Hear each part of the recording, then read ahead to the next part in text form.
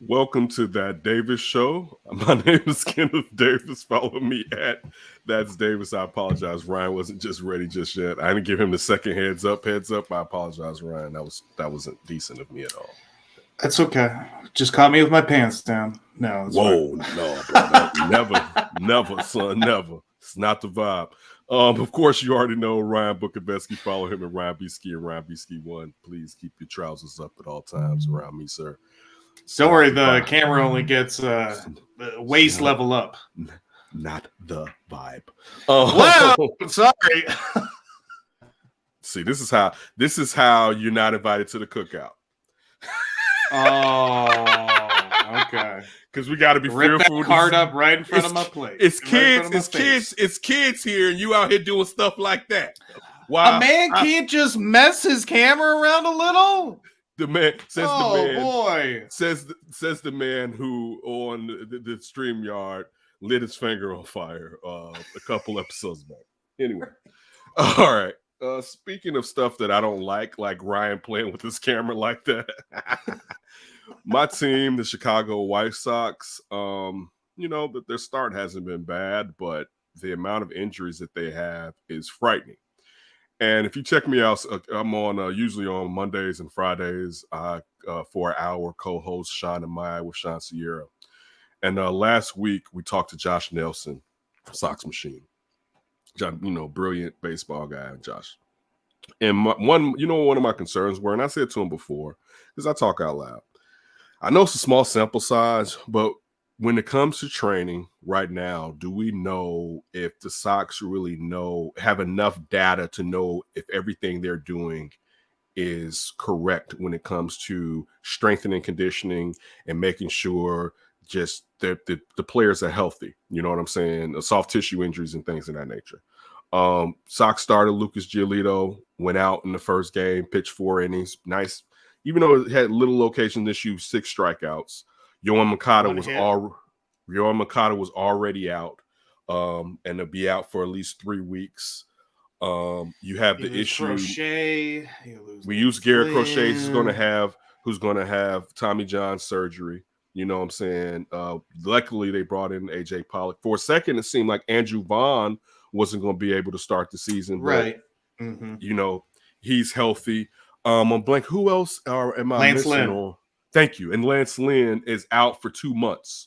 All right. Now, Giolito is going to at least miss 2 starts, and the Sox can withstand it. But the problem, and this is why one of the biggest issues that I wanted from the Sox, and I said it on here, was a frontline starter to knock everyone down. All right. Because you thought, okay, we got Vasquez for Lance Lynn, right? But now you need somebody to step in for Lucas Giolito. And this is another thing too. I don't know I don't know if it was due to injury or not now, but why did they have? No, I know why. I'm wrong. Because this is what I was about to say. I wonder, and I should know this, if Lucas Giolito and Dylan Cease were supposed to start 1-2. And the reason why I'm asking this question is you would think that if Giolito was healthy and went as far in the opening day start as you would think he would, nobody's going to go long, but go longer than some guys who haven't been stretched out the last few years like Giolito and Cease has. You think you would have put at least another starting pitcher in between them so that if that middle starting pitcher really needs the bullpen, someone that's maybe questionable, maybe like a Michael Kopech who is on a pinch count, that you wouldn't tax your bullpen 2 days in a row. So now if I'm saying this, when you have – and again, I can't remember if Cease was – I would think Cease was supposed to be the second starter. If you have – Well, I think it was going to go Giolito, Lynn, Cease. But even so, this is a point that and you're right, but this is the point that I'm making. We know now for 2 to 3 weeks that it was going to be Giolito, Cease, as far as the big time starters. And even though Lance Lynn went down for sure, stuff wise, people still looked at Cease and Giolito as guys that could get Cy Young votes in the AL this year. My only issue was to protect the bullpen with Garrett Crochet going out. you may not want to start them back to back because you would vision that those are two guys that can go further. So you would want to stagger it to where someone who may be questionable can go in between them, because if you tax the bullpen that game, you would have Cease coming back the game afterwards to go further so the bullpen could perhaps recuperate. That was the point that I was trying to make. And it was a worry of mine. And yesterday I thought about it, but I didn't look. So shame on me for not investing enough in my team to go check that out. But just still, the injury concern makes me wonder what's going on. Now, it could just be happenstance. Yeah, freak of nature. It could. But when you start off the year, and this is my thought, we start off this year and we act as if, and I've said this to you before when it comes to teams, the 49ers. Me and you did this with the 49ers when we did our division predictions. Mm-hmm. And the thing that I said to you was people assume, and they were healthier this year, but people assume that teams that are snake bitten by injuries, the next season will just be unscathed by injuries. Right. You'll get lucky since you were unlucky. Exactly. And people assume because the Sox had injuries last year, particularly when you look at what happened with Jimenez and what happened with Lubob, that this year perhaps, and also when you look at Yasmani went out for a period of time too, but basically they will be unscathed this season. And right now, we need the offense to do definitely what it needs to do. And we lucked up on Saturday. They won 5-2. The offense showed up. The offense should have showed up a little bit more in game one, but it's the first game of the season. I'm not trying to bitch them out about everything. But still, it's just the risk of what happens if. And that's my thought is, and I guess as a fan, I should come into the season with the team as loaded as this one, even with injuries, and even if wanting the team to spend a decent amount more money to look like rivals like the Yankees, to look like the Dodgers, who if you're going to win it all, you may have to face them in the World Series. Because you end up in situations like this when you need more bodies, and to just assume that everyone is going to be healthy because you were bitten last year with a few of your best players going out. You can't assume that, because that's just not how life works. You know what I'm saying? And that, especially during this championship period that this window the Sox are in, you have to sometimes jump out further, because that may be the only year you're going to do it. And that's the thing that we keep getting back to, where you think this window is like this, and that bad boy may be like that. You know, so you, especially with like out of all sports, baseball, maybe hockey. You know what I'm saying? Like, you really can't count on just because you're loaded, you're going to win it all. You know what I'm saying? Like, usually. Remember that Eagles team like a few years ago? Exactly. When they had all the former Pro Bowlers.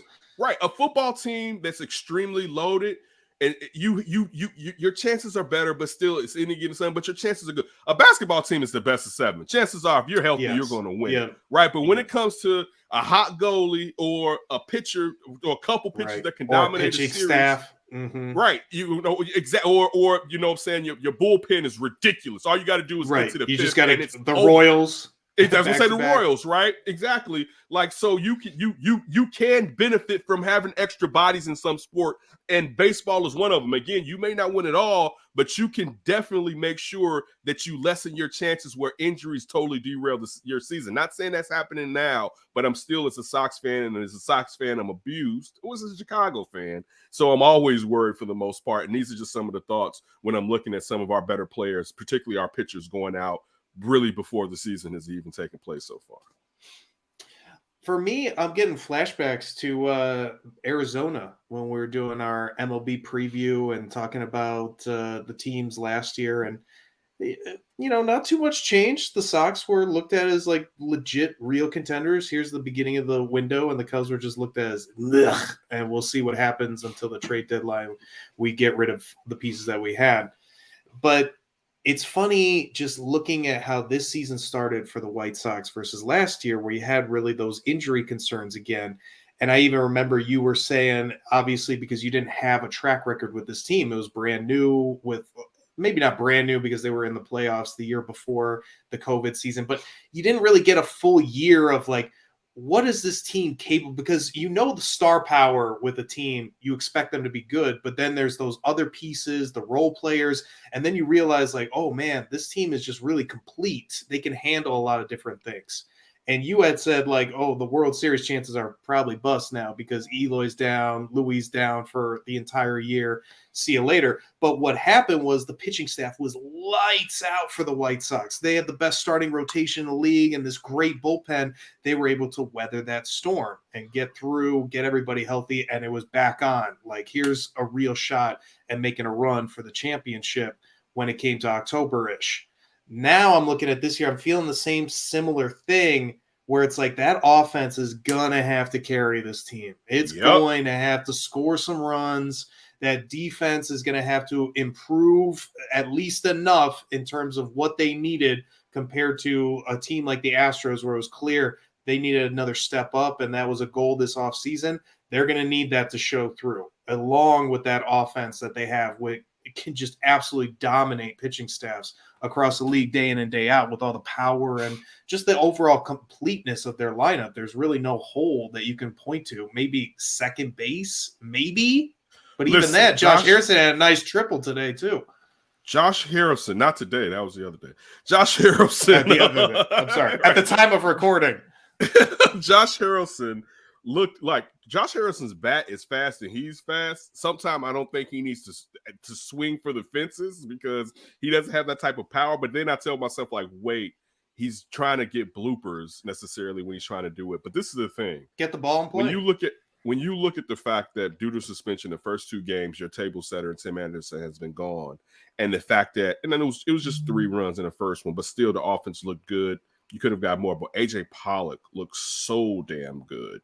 And now you start thinking about, that was a great pickup. Yeah, it was really a great pickup, right? And now you start thinking about, okay, where the hell is he going to bat when Timmy comes back, right? Like, just wow, right? And I mean, I was Vaughn in the 9 spot at one point this weekend. You're talking Vaughn in the 9 spot, right? People were asking.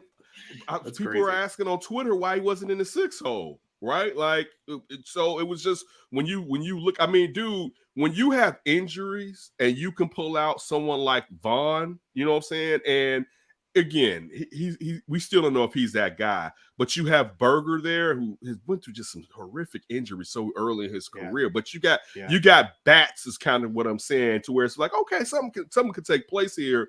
And you just look at it, it's like, man, they have a lot. But now, and it's funny that you alluded to it because I was going to go there. You have to lean on this offense. They have to get on base. They have to get guys over. They have to steal bases because pitching for at least the first couple months or the first month may be an issue with these injuries. And the last thing you want to do is over-rely on guys now to make up for the guys that are out in the pitching staff and in the bullpen. And, for me, I'm more concerned White Sox 2022 versus 2021 because if you lose offensive players, that's not good. But if your pitching is lights out and you believe that they could come back, you would rather that route than we have to rely on our offense and we don't know what we're going to get from our pitchers. Now, I think they're all going to come back. But if I'm Rick Hahn and Kenny Williams, it's like we need to get this. Like, we have to be looking for this starter right now. First of all, it's a weird year. We don't know if any pitcher across the league is going to be fine. You have that spider tax gone. You have no spring training. It's not the same ramp up. Things are very odd this year compared to years past in baseball. Obviously, they're maybe a little bit more used to it with the COVID season, getting some kind of wrench thrown into your pattern. So it's not totally foreign. But you just don't want to be in the position where, our offense is going to carry us all year, and hopefully our pitching staff is healthy by the time of October. No, you want to make sure you're living off your pitching because offense just kind of goes in that postseason. And if you're not a great defensive team, and we haven't seen that from the Sox yet, hopefully they can make an improvement compared to last year. But that was a huge Achilles heels for them as a team. They had the best rotation. They had a ton of pop, and they had a great lineup. But you were worried, can they stop runs? Can they prevent runs from being scored with their defense? They have to get that going, obviously. But really, I think Rick Hahn, Kenny Williams, they got to be just looking out for all possibilities at starting pitching and make sure that even if we get our guys back, Lynn, Giolito, all the guys healthy, you still probably needed one more guy anyway. So now it's really making sure you get that.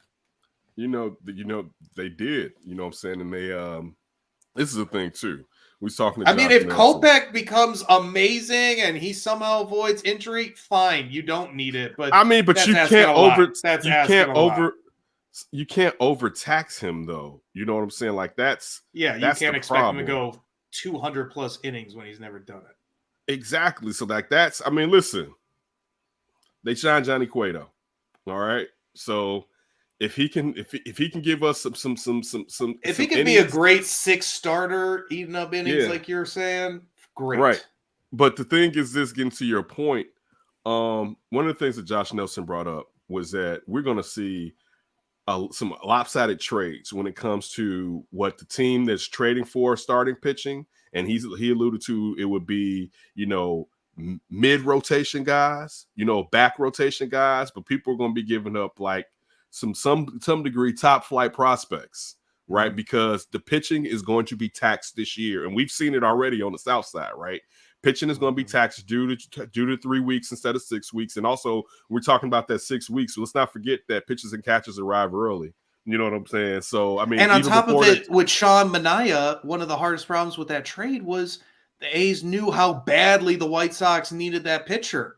How bad do you need the pitcher when your top 2 guys are down and you can't trust one of your greatest weapons because you can't stretch them out? Like, teams are going to be trying to take advantage of that from the White Sox. Trying to use that desperation against them. And also, last thing too, you were looking, I don't know if it was going to be next year, because I still think I to a certain degree, and it's unfortunate for Garrett Crochet, he's been forced to come straight from college into the pros and to throw huge impact innings, all right? Stressful innings, very young in his career, right? And they looked at him as a guy in the bullpen that can go multiple innings, and that they were going to shift and be into the starter in the future. So you're going to try that next year? So let me say this, because this alludes to why you needed another starter now in the first place. And you needed a lefty bad too, and he would have been exactly if he could do that. So now will they, and this perhaps I'm talking out loud, will they feel as if they could put him in a starting rotation to protect him moving forward, is the question, perhaps, where they're like, you know what, he gets 4 days off, right? He doesn't have to worry about coming back, but then he has to be stretched out to that degree. The reason I'm bringing this up, they should have went out and got another starter this year, period. You assume that you are a title contender. You can't do that with a starting rotation that still has question marks in it. All right. Michael Kopech, for all the great stuff he has, is a question mark. All right. Dallas Keuchel, none of us trust. You can't say we got threes. You can't. What Lance Lynn?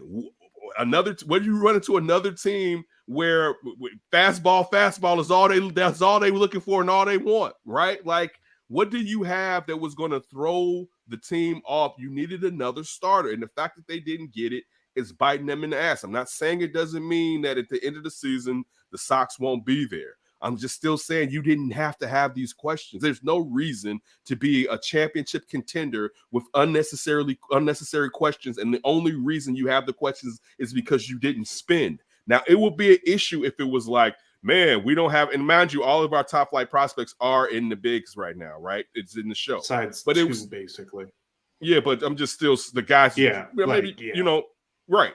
So of course, to say, do you have prospects? You still got guys that you like. If you want to move Vaughn, you know what I'm saying. If you felt like which you can't.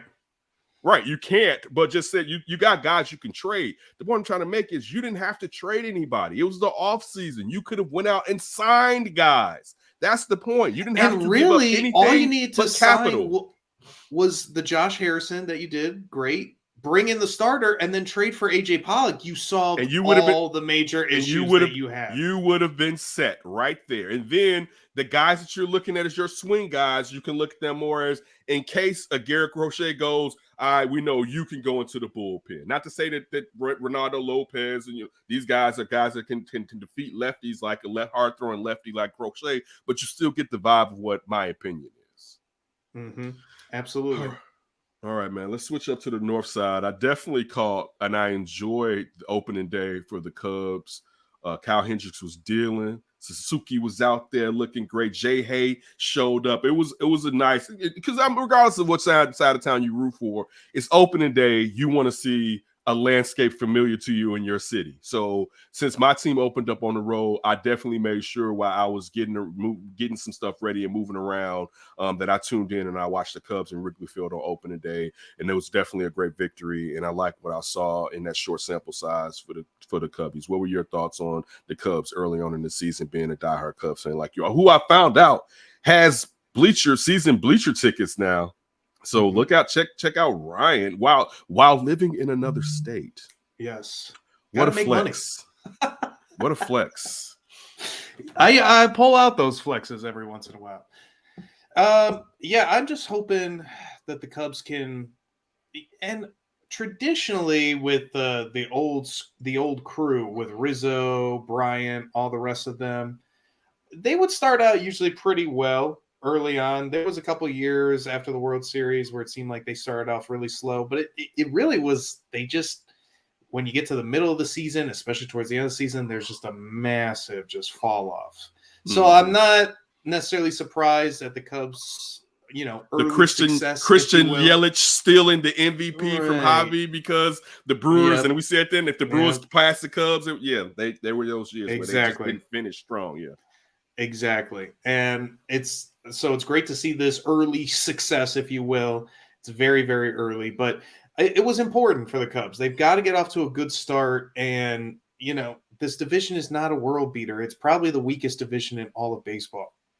So you got to keep yourself in it by just winning enough games. And if you can play really well against the Brewers and the Cardinals, you'll probably be in it somewhat for the whole year. It doesn't mean you'll really be contending, but within shooting distance, or at least within a realistic few games within the standings. So that to me is the big part with the Cubs. Can they just keep a formulaic way of winning going? Because we don't really have the superstars. Like for the White Sox, for right now at least, you're going to mash your way to a ton of victories because you got just a ton of power and just a ton of capabilities with that lineup that should bring a ton of offense.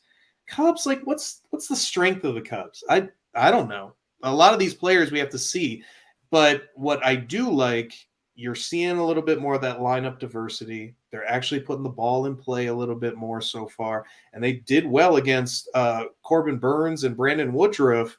Those are some top flight pitchers in your division right there, especially with Jack Flaherty going down.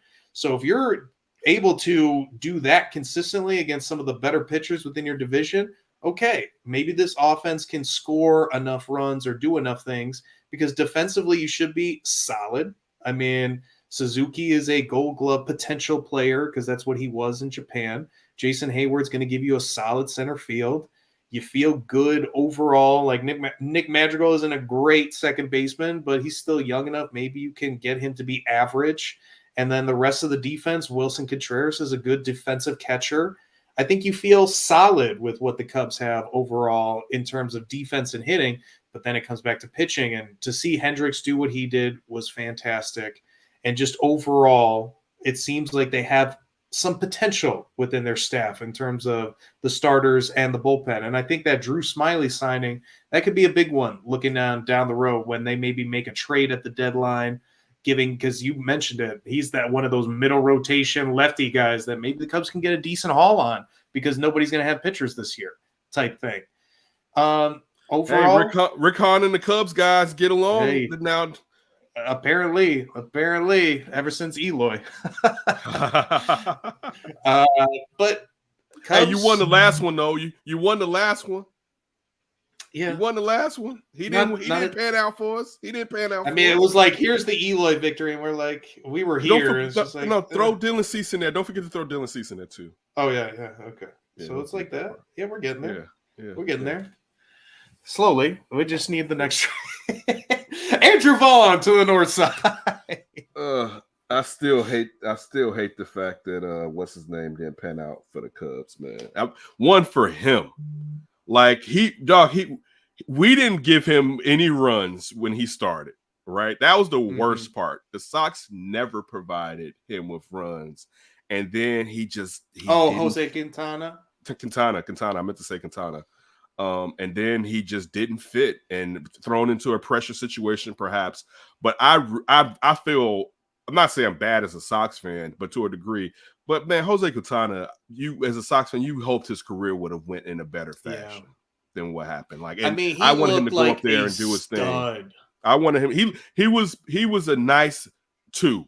You know what I'm saying? Like, especially when he didn't get any run support here. Now imagine him if he had run support, the value. But people knew like, hey, this is a guy right here, and he just went up there and it never worked. And that one, I don't, as a Sox fan, I don't like the fact that didn't work because I was, we got you. And I was, but that one necessarily. Well, you mentioned it earlier. But Craig Kimbrell, but listen, Craig Kimbrell came here and it was a mess. So Tiffany. Look, Sammy Sosa became an MVP. We traded you guys that one for Bell. So look, but I was going to say this. I was going to ask you this. What's for you? Being rational. What's a successful Cubs season for Ryan Bukowiecki? Big for me would be the loosest definition of contending for the division. I really don't want to put too much. It's September. It's completely over. I think that would kind of stink. Like, at least being like, hey, if they lost a bunch of games, you could still do it. But it's not like you're 15, 20 games out at the beginning of September and you're just like, okay, where are all the kids coming from the minor leagues?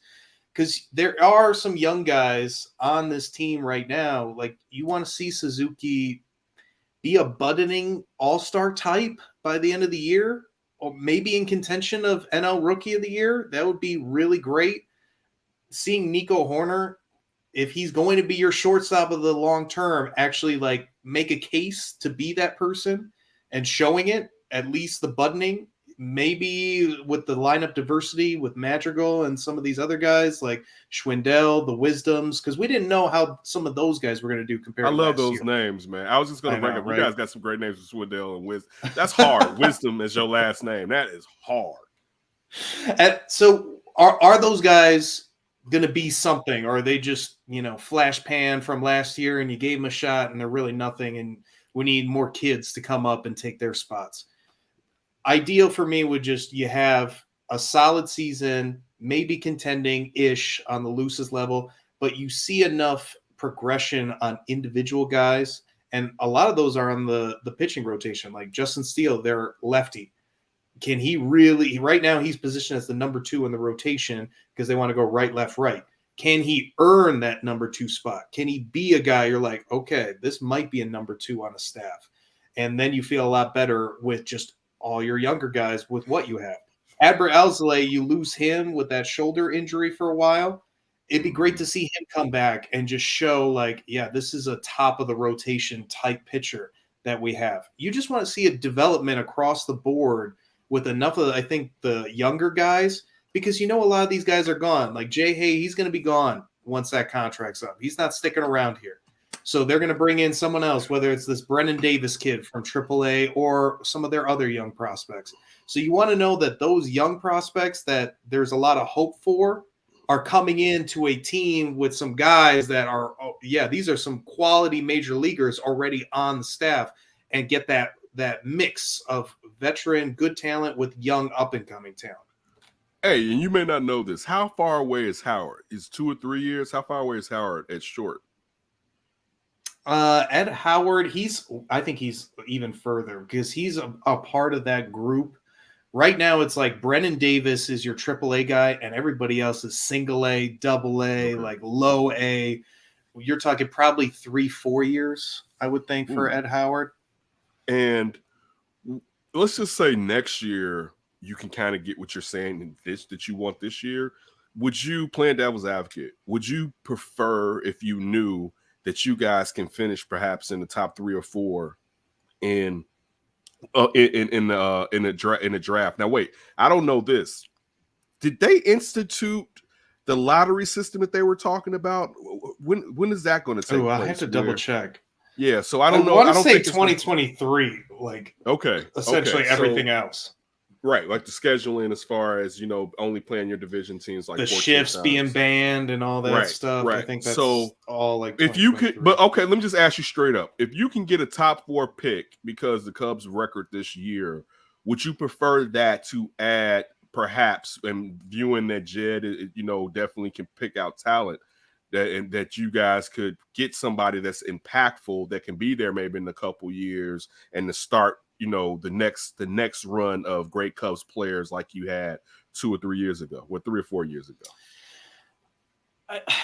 I guess it would depend how we get there. If it meant top 3 or 4 pick, but Nick Madrigal's bust, Nico Horner's bust, Suzuki's bust, like some of this stuff. Well, I don't even mean that they're I'm not saying that they're busts, but just as a collective, you know what I'm saying? Like you could kind of even go back to, because I meant to say 5 or 6 years ago when I said that.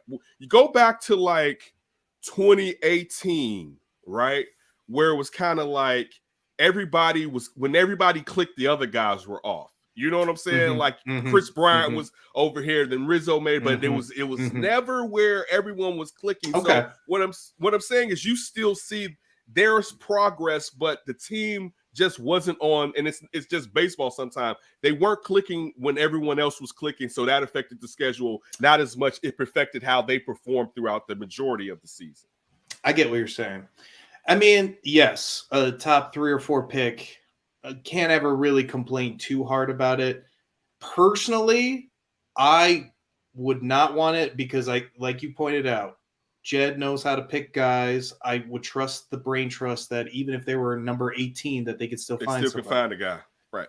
I also am a believer that there is some bullshit going on with this payroll of the Cubs. I don't care. They don't have to be the top spending team in baseball or anything like that, but they should be around a $200 million payroll. I don't know what the hell is going on. All the revenue being generated from the stadium, everything's been paid off, everything's been built, everything's building, like the network's going, you got the marquee and everything. They should be around a $200 million payroll. So if you can afford players, you don't have to be at the top end of the draft necessarily, per se, to get your team, filled with the quality you want. And everywhere you talk, like baseball experts, the Cubs have one of the better farm systems in the league right now.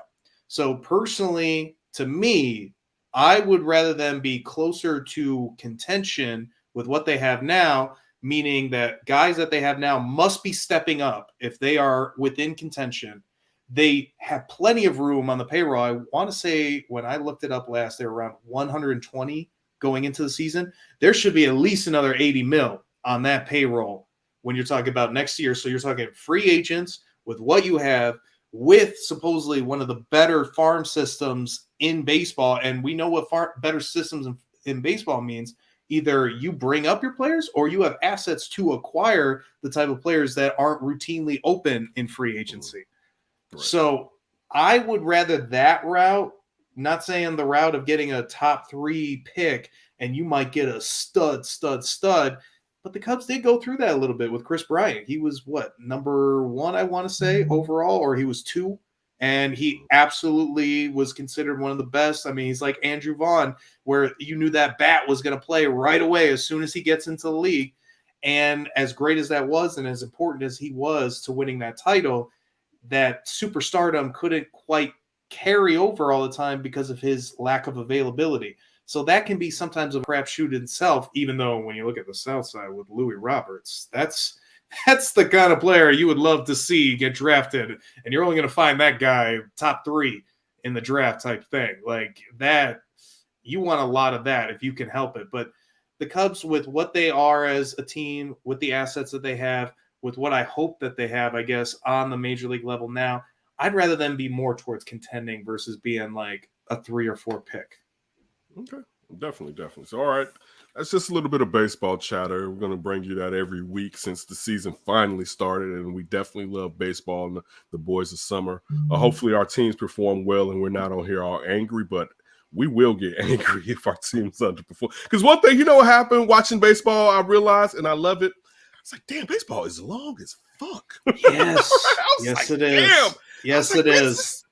It's like we're getting stretched out. Like the pitchers, like fans need to get stretched out. Like watching a game. Exactly. I need to watch something for 2 hours, sporting event for 2 hours, just to get my mind back into the frame of this may go month of the season. I'm only going to watch the first 5 innings while I get stretched out before I can go 9. Like man. But we love it, and finally baseball is here. So everybody, please make sure that you definitely subscribe on YouTube.